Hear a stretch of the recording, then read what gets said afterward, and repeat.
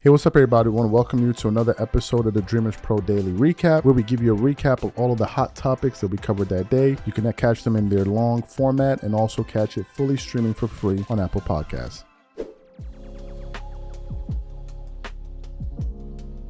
Today, something unprecedented took place on ESPN First Take.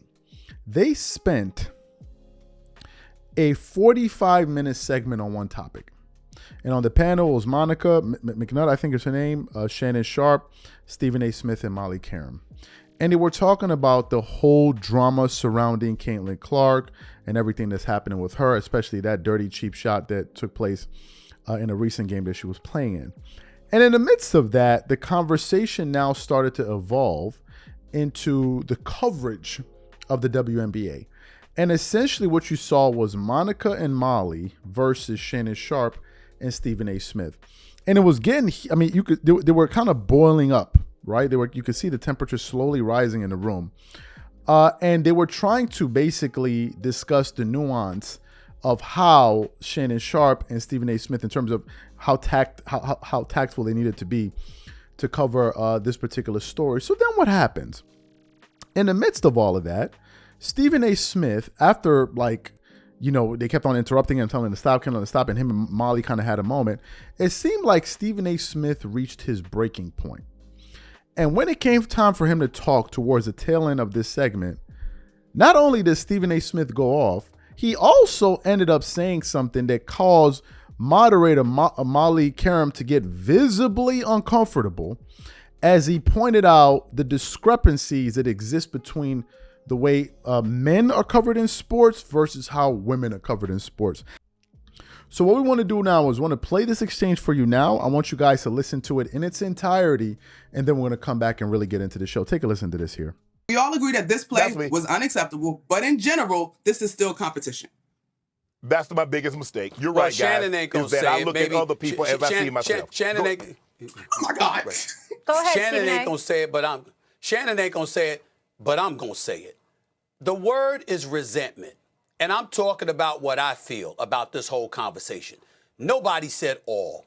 Nobody painted the WNBA with a broad brush. We're talking about a young lady that has come into the sport and is contributing to the financial backbone of the WNBA, and simply imploring everybody to see the big picture and how it serves to benefit the whole.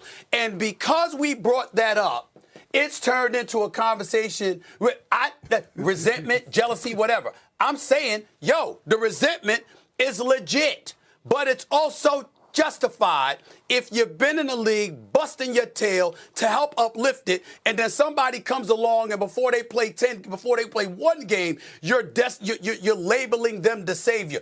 A lot of people, a bunch of men would feel resentment towards that too. But we bring it up here, and all of a sudden we got to safeguard and couch every little syllable when we're talking about competition, and we're talking about the league, and we're talking about revenue and money and how everybody wants to get paid. What's the maximum salary in the WNBA, M&M? Isn't that like $241,000 or something like that? Is that it's the like number? $250. 250, right? Yeah. $250,000. These girls are stars. They're doing commercials now. They're gonna be making dollars upon dollars on Madison Avenue, and they deserve it. We're talking about them maximizing their great potential. And because we bring that up and talk about what potentially might get in their way, which we do to men all the time, now we got to sit up here and watch every syllable. I resent that, and I'll leave it at that. All right, so let me. I know we got to go to break. Welcome to the world of being a woman, Stephen A., and how you have to dance about your word choice and you have to please everybody and anybody as you navigate your being. We are talking about the world's greatest. How about being a black man? Being black. Hold on 1 second. Have you? So this is what I'm saying to y'all, though, and I know we got to go to break, and we didn't necessarily go there, and maybe we should. There are so many layers in this conversation around the way that it's being discussed. No. And yes, Shannon, I know y'all are going to say and Stephen A., I know you just shared that you have talked about the WNBA on your program too. You guys may not have said everybody, but the prevailing sentiment for folks that are just joining the WNBA and following women's sports is unfair to the women of this league, to your point, who have laid the groundwork for Caitlin Clark to come in and now take it to the next level. That's all I'm saying in these conversations. Kennedy Carter's behavior is not indicative of the entire league. We are still talking about competition where you are allowed to get a little extra elbow in if you are competing and you do it within the parameters of the game. The game is physical. Caitlin is helping to grow the league. These women understand that, but she cannot be babied as a rookie. That's all I'm at. All right. Who talks about the WNBA? Who talks about women? Who talk about women's sports more than First Take? Stephen A., respectfully, with your platform, you could have been doing this 3 years ago if you wanted to. Wow. All right, we got to go to you guys. So did you say you're my guy, but who does more than Stephen us? A., I'm talking to you. I'm talking to you. Wow. Don't do that. I'm talking to you about the power that you have. Okay. I'm talking to you. Okay. Okay. All right, let's. I got it. You're my guy, but I'm talking to you. I got it. Guys, I really appreciate you're my girl, but you've missed a lot of episodes of First Take.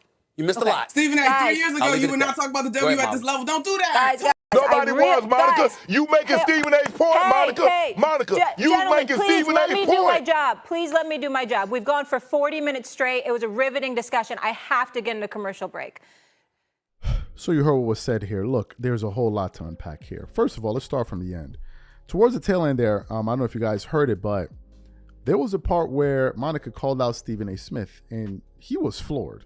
And you can see he was really taken aback. And she was like, you know, Stephen A. Smith, to keep it 100 with you, this job that you're doing now, you could have been doing it years ago.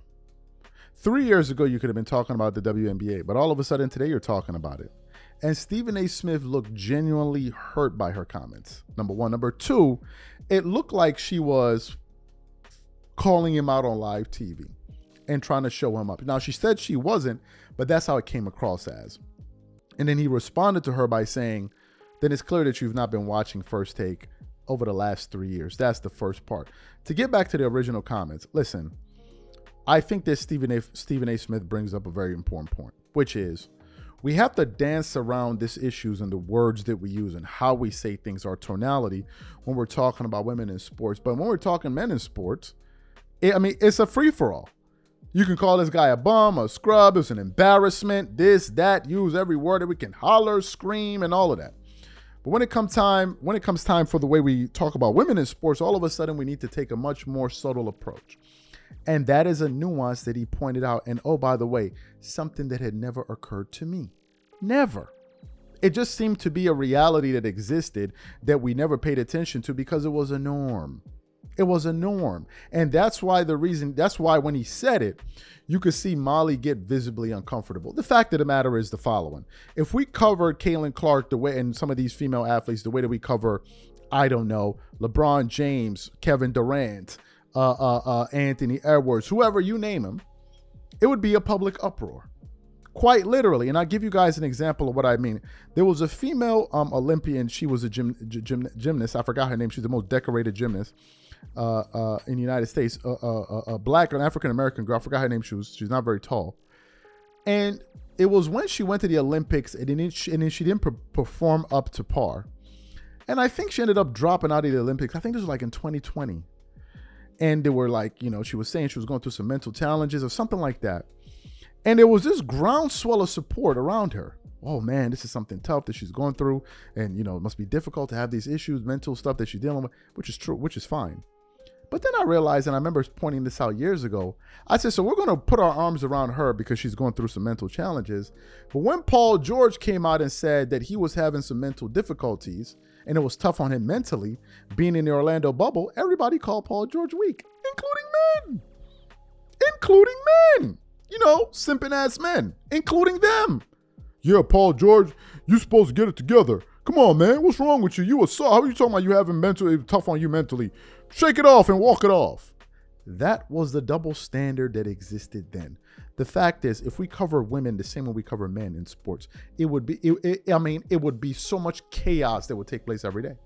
Because people will say, why are you attacking her? Why are you doing this? Why are you doing that? And we become so comfortable talking about men in the way that we do.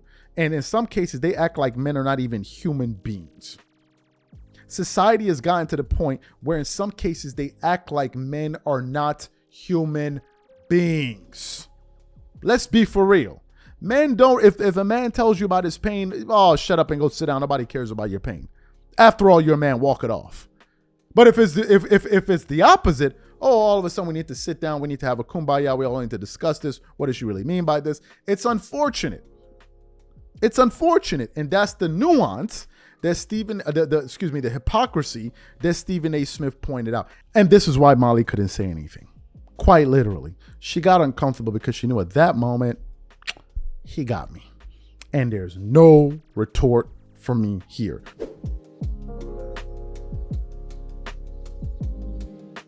Kobe Bryant is one of my favorite players of all time. And I've also discovered that Kobe Bryant is one of the most hated on players in the history of the NBA.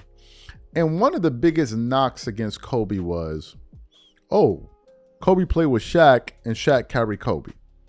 Shaq carried Kobe, Shaq carried Kobe. And that's the reason why Kobe only has 2 finals MVPs, because Shaq carried Kobe. And I always said to these people, I'm like, you know what's interesting about that? First of all, this is coming from people that didn't watch Kobe play or probably being disingenuous.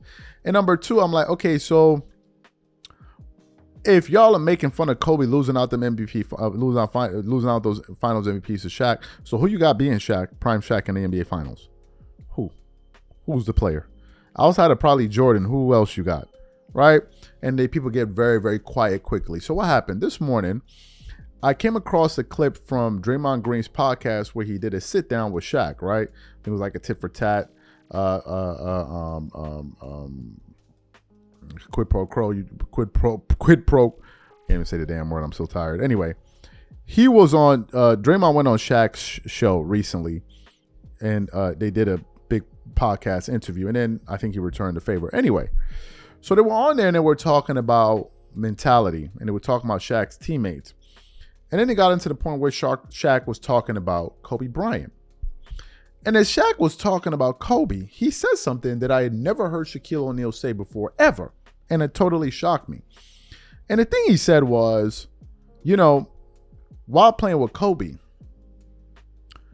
Bryant could have easily won finals MVPs over me, but decided not to because we had a particular game plan that we wanted to stick to, and therefore Kobe relented. And I said to myself, wait, what? Shaq is saying that the Kobe that all of these people run around, Shaq carried Kobe up and down the hallway, whatever it is, Shaq carried Kobe, is saying that this same Kobe Bryant could have easily won finals MVP. I was like, well, the haters are definitely not going to enjoy this. So what we want to do is want to play exactly what Shaq had to say on the Draymond Green's podcast as it pertains to Kobe and the Finals MVP, and then we're going to come back and react to what Shaq had to say. Take a listen to Shaq's comments here on Draymond Green's podcast. I already knew what I was going to do. I already knew I was going to give you 28-10 in the playoffs, 35, whatever. But I needed another guy, and I always used to piss him off. You know this very well. I don't know how your team was, but you know for a fact you don't have to be like this to win a championship. You do not. On the court, you have to be like this, Absolutely. But attitudes and you don't have to be like that. So, we used to always go at it, and it was, I don't want to say my fault, but I knew what the doing, because when he came in, he showed me that he wanted to be a dog. He was that puppy that was nibbling on a chair, and I was like, okay, watch this. Shoot it again, So it just used to piss him off. And then by the time he got into himself, and I kind of had to make a decision, Phil was like, listen, let him do what he do in the fourth quarter. And once I made that decision, I was like, and then because the first 3 quarters, give me the ball, let me do what I'm going to do, let me get us in the penalty, and then because I'm not a great free throw shooter, fourth quarter, I'll step back and you do what you do. And we did that. And, he sacrificed. He did, because he did all those finals where he helped me win a championship, he damn sure could have easily got finals MVP, but that was our plan. Big dog, you eat for the first 3, and the fourth I take over. And my favorite game in Indiana was our first championship where I fouled out, and I looked at him and was like, because if we lose, it's all my Shaq, you want to be a rapper, you doing movies, and you ain't concentrating on your free throws. I don't know what my percentage was, but it wasn't black Steph Curry like. So I already know if we lose this series, it's going to be my fault. I'm looking at Kobe, motherfucker do me like that. I'm like, and that he had an incredible 4 or 5, and then I knew then we was gonna win our first championship. So him for that. So you heard what Shaquille O'Neal had to say. I actually went back to pull up some of Kobe's numbers. The dude that Shaq was carrying. in the NBA Finals. Let me pull up some of Kobe's number, and I'll put up his final numbers. First finals, I think Kobe was also injured that year. Kobe was scoring 15.6 points in the 1999-2000 final. He scored 15 points per game, 15.6 points per game with 4.6 rebounds, 4.2 assists, 1 point steals, 1 steal a game, 1.4 blocks per game on 36% shooting, 20% from the three, 90% from the free throw line. Those were Kobe's numbers in the first finals. In the second finals, Kobe then was scoring 24.6 points per game, 7.8 rebounds, 5.8 assists, 1.4 steals, 1.4 blocks per game on 41% shooting, 33% shooting from the field, 84% shooting from the free throw line. In the final year that they had another finals, but the third year when they won the Finals MVP, when Shaq won his Finals MVP, Kobe averaged that year 26.8 points per game, 5.8 rebounds, 5.3 assists, 1.5 blocks per game, 1.5 steals per game, 0.8 blocks per game on 51% shooting from the field, 54.5% shooting from the three-point line, and 80% shooting from the free throw line. Yeah, Shaq was really carrying Kobe, man. I mean, Kobe was a scrub. Kobe Bryant was a bona fide scrub if you look at those numbers. I mean, how did they even let him on the roster? I mean, my God, this guy's trash. I mean, Kobe Bryant? Like, really? I'm being facetious, but you guys understand the point that I'm making. What was Kobe averaging that regular season? Kobe that year in 1990, 2000, averaged 22 a game. The following season, he averaged 28.5 points per game, 1.7 steals, 5.9 rebounds, 5 assists on 46% shooting. The third year, he averaged 25 a game, 5.5 assists, 5.5 rebounds, playing against a guy that was also scoring damn near 30 points a game. I don't know. I mean, Kobe must be really, really trash. Y'all let me figure it out. It's a narrative. I remember when Kobe scored, 49 plus 40-point games in a row, straight 40-point games in a row. And he was like, he'd have kept the keep streak going until Phil Jackson came back to him and said, listen, Kobe, we're beginning to lose Shaq. Please dial it back. And that was the day his streak ended. Anybody making up this stuff, no, they just saying this. And Shaq said it. During during their run, Shaq came out on TV and publicly said, I'm currently playing with the best player in the world right now. That's what Shaquille O'Neal said. Forget about what Nick Wright said. Forget about all these other dweebs are running around hollering and screaming. That's what they said. So it came from Shaq's mouth himself that Kobe could have easily won Finals MVP. You guys do with it what you may.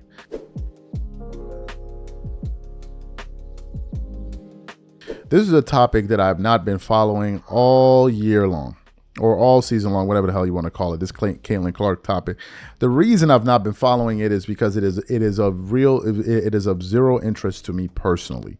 I know there's kind of like an hysteria taking place around it, but it's just not interesting to me. Same way I don't really cover college basketball. I'm just not interested in it. I'm more focused on the NBA because that's where my my attention lies, and that's what I enjoy.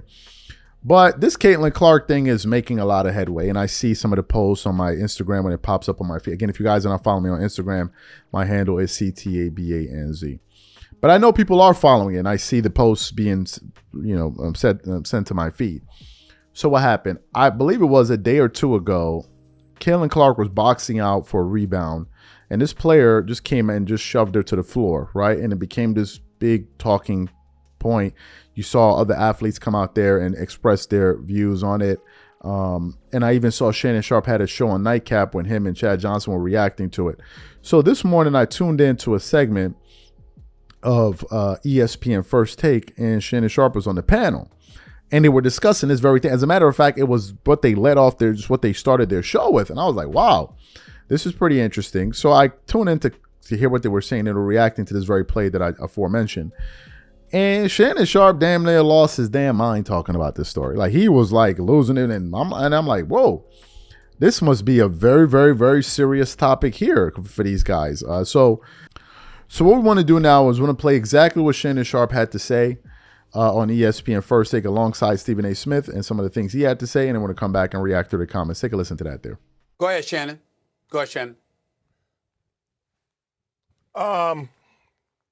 Monica, I'm going to disagree with you. I agree that this was not a basketball play. So am I. I agree that I don't know a whole lot about the young lady that committed the act, but do you actually think people are going to continuously watch if they allow cheap shots to continuously happen on Caitlin Clark? Am I answering, or is this part of the soliloquy? No, I'm asking. I mean, you can say it's a sequelic, but I'm gonna tell you what's going. Go ahead. Yeah. So to answer your question, besides this play, which was a non-basketball play, y'all gotta give me another play that was truly non-basketball. Now, could there be a little extra sauce within a basketball play? I'll give you that. Yes. That's all I'm saying. But let me ask you again, do you believe people will continuously watch if they continuously allow these hard fouls, even if they're basketball plays? And I get it. Monica, I agree. I agree that maybe some of the women in the WNBA are tired of hearing Caitlin Clark when she hasn't accomplished anything in the WNBA. They want you to earn your merit. Stephen A., you and I have had this conversation that when you come into the league, whatever title you come with, we want to see why you got that title, be it a Thorpe Award, a Bernarski Award, a Heisman Trophy. We want to see. But I'm not going to take a cheap shot on you just to see if you're tough. I'm going to do it the old-fashioned way. I'm going to try to beat you. I'm going to try to do everything I possibly can to make sure that, okay, you're tough enough. I agree with Matt Barnes. A lot of the issue I also have, Monica, is that our teammates. Do you actually think for 1 second I could see you take a cheap shot on one of my teammates and not get you back in the course of the game with a football play? You out your mind. I don't care what it was. I get to jawing back and forth. You want to jaw with me, I'll jaw back at you. But when you take a cheap shot, I believe you step over the line. So you heard what Shannon Sharpe had to say there and what some of the things that the panel had to say. What are my thoughts on this? I think the reason this story is making so many headlines are a few reasons. Number one is because of the person we're talking about, Caitlin Clark. She's a new hot thing in the WNBA, and she's bringing in attention today more than, she's giving the league more attention. She's bringing in more attention to the WNBA than ever before, right? So they have that aspect of it, and if any little thing that happens around her, they're going to discuss it. I think the other reason that they're talking about it is because they know it's going to drive ratings. And there's a large amount of people that are interested in the story, the same way that people are interested in Bronny James and what's going on with him, and people were interested in Deion Sanders, what was happening with them. I think they're doing it because they know there are a lot of people that are interested in it, and they can talk about it because it's going to make a lot of money. When you see it leading off their A block, you should understand that. So I think we need to get that out of the way. To me, what are my thoughts on it? If I'm being totally frank with you, I have no thoughts on it one way or the other, in the sense that it doesn't move me in any direction, if I'm being honest with you. Why? Because as I said at the top of the show, I'm not really interested in the WNBA, nor am I interested in men's basketball or men's college football or whatever. It's just not in my wheelhouse. Not interested to that extent. If we're addressing the basketball play, was it a dirty play? You're 100% correct. It was a dirty play. Dirty play, unnecessary, right? Absolutely unnecessary. No need to do something like that. Usually what happens is when you have a play like that occur, technical foul or foul, flagrant, whatever, is assessed to the player that did it. You saw the same thing what they did with Nikola Jokic when one of the Morris twins hit him, and then he came back and retaliated. So we see this play happen in basketball from time to time, and it's not a normal play. It's not a basketball play. She just decided to hip check her for no apparent reason. I don't know why. What her motivations are, it could be a plethora of things. Some people have surmised is because they don't like the fact that she's bringing, she's the new hot thing. These are all true, right? These are all true. What prompted us to produce this show, however, was me watching Shannon Sharpe's reaction, and also kind of in awe of the reaction of a lot of people out there. A lot of people seem to be really dialed in to this story, and that's fine. I just spoke about it because I was like, wow, this is something that's really percolating in the air in the sports world. So that's the reason we decided to discuss it. This is one that's all over the news right now, and people are reacting to Caitlin Clark and what just recently took place with the dirty play that took place on her just 1 or 2 days ago. So I tuned into a segment on ESPN First Take, and they were discussing this. It was actually the lead topic that they were discussing on the show today. And while I was listening to it, Shannon Sharpe was reacting to it, and essentially what he said was, listen, there's no need for this. It's totally unnecessary. The WNBA, the referees at the moment should have done something at that particular moment, and they need to look into this.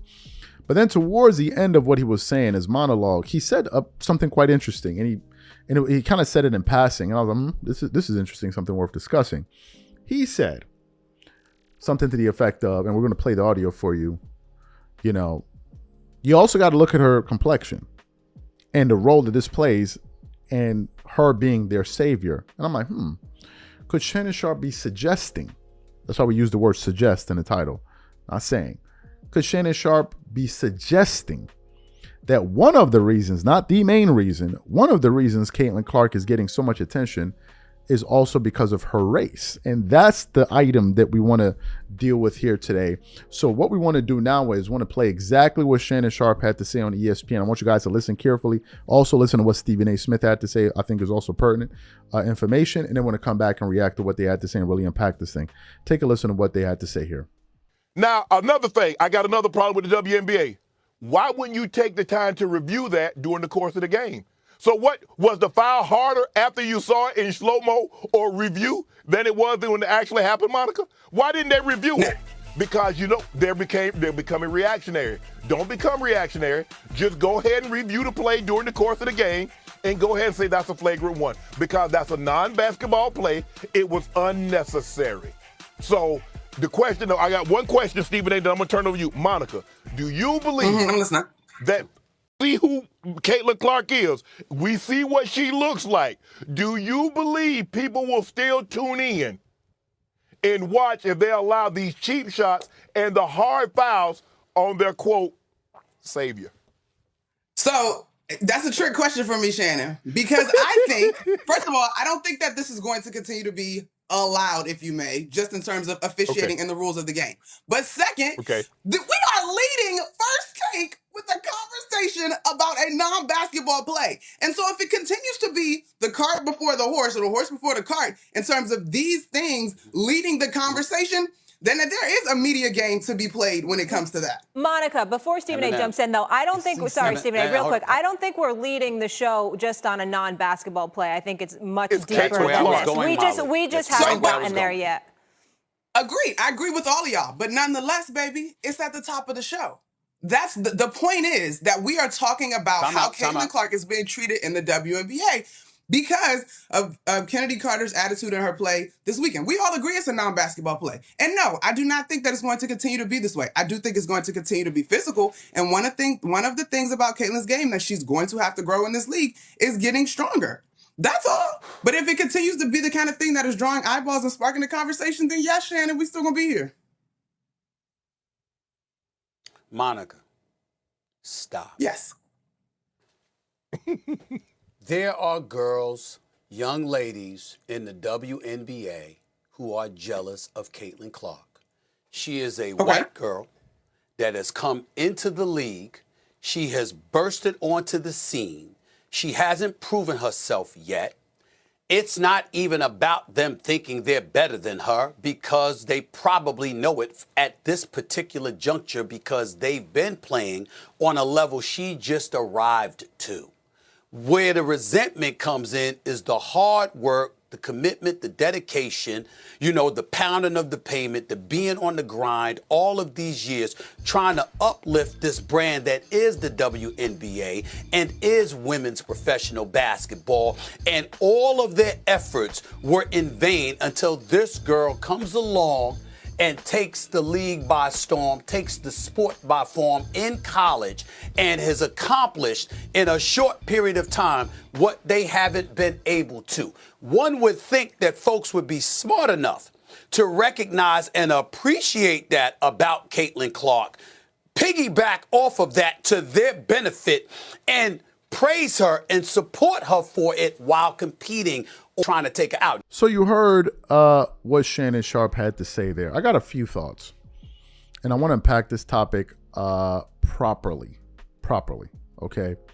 If we look at Caitlin Clark's numbers right now, let me see. She's scoring 15.6 points per game.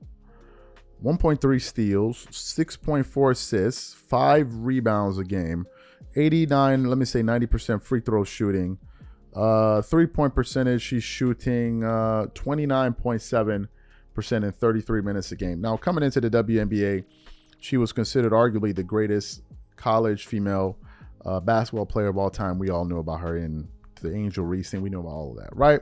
We knew this. What else do we know? We also knew that she signed a very, very lucrative deal, making it the richest contract for a women's basketball player ever, where she was signed to a $28 million sponsorship deal by Nike. I want to read a little bit of the information for you. This is from Yahoo Sports. It goes, Caitlin Clark's Nike deal reportedly worth $28 million over 8 years, plus her own signature shoe. Continues on to say a few other things. Caitlin Clark will be getting a signature shoe as a part of an endorsement deal with Nike, according to Wall Street Journal. Clark, who went number 1 overall last week in the WNBA draft to the Indiana Fever, will reportedly sign a 8-year, $28 million deal to join the likes of LeBron James, Shannon Sharpe, Kevin Durant, and others with her own Nike shoe. Per the Wall Street report, Clark was in high demand in sports giants Under Armour, and Adidas talked about a contract with the NCAA all-time leading scorer, with Clark very involved in the discussion, but ultimately their efforts fell short. Under Armour had reportedly offered $60 million over the 4 years, while Adidas proposed $6 million over the 4 years. So she got a pretty lucrative deal. And I want to give you guys one bit of information before I continue on. We recently ran a poll on our channel, and there's a reason why we run these polls. Some people think, oh, this dude just be bored, but there's a reason we put up this particular poll. And I asked our audience the following question just 37 minutes ago. I want you guys to weigh in on this when you see the show, and I want to hear what you guys have to say. So go vote, leave your comments. I'm very interested to hear this. We asked the following question. Do you think Caitlin Clark is being promoted because she's white? A very simple question. In the 37 minutes, 1,200 people have voted on the poll. Of the 1,200 people, 70% said no, which I thought was interesting, while 30% said yes, which I also find to be very interesting. And then some people have given opinions why they think it's true, why they think, why they think it's not, whatever, why they think it's because of race and not. Why did we run that poll? The reason we ran that poll is I wanted to gain an understanding of what the audience thought. Here are my thoughts on this. I think that Caitlin Clark is such a big deal, and I think it has nothing to do with her race. Now, there are going to be people that agree with me or disagree with me. I'm going to give you my reason why, right? And you have the right to agree with me or disagree. It's your right. It's your bloody right. Everyone can think what the hell they want to think. That's the way I view the world. Why do I say that? Because the reason I say that is because generally, when you have people, athletes that receive this type of, for instance, this type of deal that she got with Nike, they usually do it for two reasons. Number one, because you're good. Number two, your box office. You can bring in eyeballs. And I don't see the same discrimination when it comes to men basketball. Nike endorses LeBron James, but Nike also endorses Cristiano Ronaldo. How do you reconcile the two? How do you reconcile the two? I think that it has nothing to do with whether or not she's white. I think it has to do with the fact that she was a sensational college women's basketball player. And that's the reason she got that deal. And these companies knew that she's going to be able to garner a certain amount of eyeballs, or she's going to be able to garner more eyeballs when being versus other players in the WNBA. And I think it is that simple. I think it is that simple. Now, can race be an element? Well, race can be an element in anything, right? Because if we're looking at, well, maybe some people support this particular NBA player, some people support that particular, because they're, who knows? There's always segments within it. But in sports, I don't really see that being a determining factor. I think people gravitate towards people that they think are good at what they do, regardless of their race. Again, Ronaldo is loved by people all over the world. Black, white, African, European, whatever you want to say, they love Ronaldo because he plays soccer, football at an extremely high level. I don't think it has anything to do with because he's from Portugal. I don't think it has anything to do with that, right? And it turns out that the audience feels the same way. I don't think it has anything to do with it. I think it has everything to do with the fact that she's playing so well. Because if it was just solely based on the fact that she's white, then there are other white WNBA players. Why aren't they promoting her? Because they don't bring in the same attention and eyeballs that she does. I think it has everything to do with money. Money, money, money. Nike gave LeBron James a lifetime deal because LeBron James brings in the money. They give Michael Jordan a lifetime deal and they partner with him with Jordan Brand because Jordan sells shoes and he brings in the money. It is that simple to me. Money.